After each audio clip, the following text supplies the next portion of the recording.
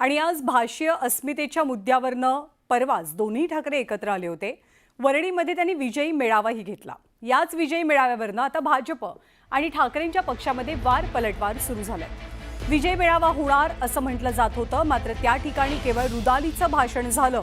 या शब्दात मुख्यमंत्र्यांनी उद्धव ठाकरेंवर टीका केलेली आणि या टीकेला उद्धव ठाकरेंनी सुद्धा आता उत्तर दिलंय।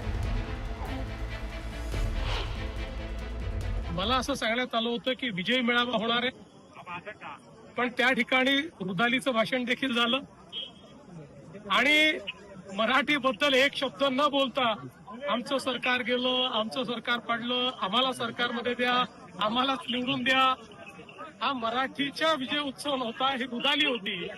त्या रुदालीचं दर्शन ते त्या ठिकाणी आपण घेतलेलं आहे। रुदाली असं म्हटलं नाही, मी त्यांची मानसिकता समजू शकतो, कारण मूळ भाजप हा मेलेला आहे, त्याचाच खून या लोकांनी केलाय। आणि त्यांचं जे काय रुदाली चालू आहे, रुदाली हा सुद्धा हिंदी शब्द आहे, त्याच्यामुळे ते जे काय ऊर बडवायला त्यांनी बाहेरच्या पक्षातले, अगदी आमच्या पक्षातले सुद्धा ऊर बडवे घेतलेत, काँग्रेसचे ऊर बडवे घेतलेत, राष्ट्रवादीतले सगळे देशभर इतर पक्षातले ऊर बडवे घेतलेत, कारण भाजपा मेलाय। मूळ जो भाजपा होता, ज्याची शिवसेनेबरोबर युती होती, तो भाजपा या लोकांनी मारून टाकला आणि त्याचं दुःख व्यक्त करताना जे ऊर बडवतात, ते ऊर बडवायला सुद्धा त्यांची ओरिजिनल माणसं नाही आहेत, त्यांना ती माणसं सुद्धा इतर पक्षातून घ्यावं लागतात। त्याच्यामुळे फडणवीसांची प्रतिक्रिया मी समजू शकतो, पण मराठी माणसाच्या आनंद क्षणाला ज्यांना रुदाली वाटत असेल, हे अत्यंत विकृत आणि हिणकस वृत्तीचे माणसं आहेत। आणि काही दिवसांपूर्वी मराठीच्या मुद्द्यावरनं मीरा रोड मधल्या एका व्यापाऱ्याला मनसेच्या कार्यकर्त्यांनी चोप दिलेला। मनसेच्या खळखटाच्या भूमिकेवरनं सांस्कृतिक मंत्री आशिष शेलार हे आक्रमक झाले। आशिष शेलार यांनी या हल्ल्याची तुलना थेट पहलगाम हल्ल्यासोबत केली, पण आशिष शेलार यांच्या टीकेला उद्धव ठाकरेंनी जोरदार उत्तर देत पहलगामचे अतिरेकी हे भाजपत गेलेत का असा थेट सवाल विचारला। पहलगाममध्ये हिंदू धर्म विचारून गोळ्या मारल्या आणि इथे ही सगळी मंडळी निष्पाप हिंदूंना भाषा विचारून चोपतायत। दोन्ही गोष्टी द्विग्नता करणार आहे।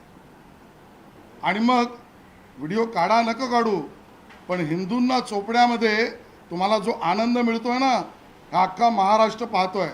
हे मला असं वाटतं, हेच महाराष्ट्राचे आणि मराठीचे मारेकरी आहेत, जे मराठी माणसाची, जो मराठी माणूस न्याय हक्कासाठी आपल्या घरामध्ये आंदोलन करतो किंवा आंदोलन करण्याची ज्याच्यावरती हे वेळ आणतायत, आणि त्यांची तुलना जे कोणी भाजपवाले पहलगाममधल्या अतिरेक्यांशी करतायत, हे म्हणजे मराठी माणसाचे आणि मराठी भाषेचे मारेकरी आहेत। आणि या मारेकऱ्यांना मराठी माणसाने आता ओळखलं पाहिजे, हे मराठी भाषेचे मारेकरी आहेत। आणि मग जर का त्यांनी विषय काढलाच असेल, तर पहलगामच्या अतिरेकी भाजपामध्ये गेले का हे त्यांनी सांगावं। मिळत कसे नाहीत हे पहलगाममधले अतिरेकी? गेले कुठे?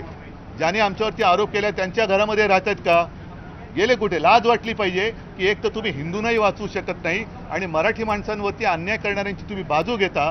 हे असे कर्मदरिद्री लोक आपल्या महाराष्ट्रामध्ये दुर्दैवाने राज्यकर्ते आहेत, याची लाज वाटते।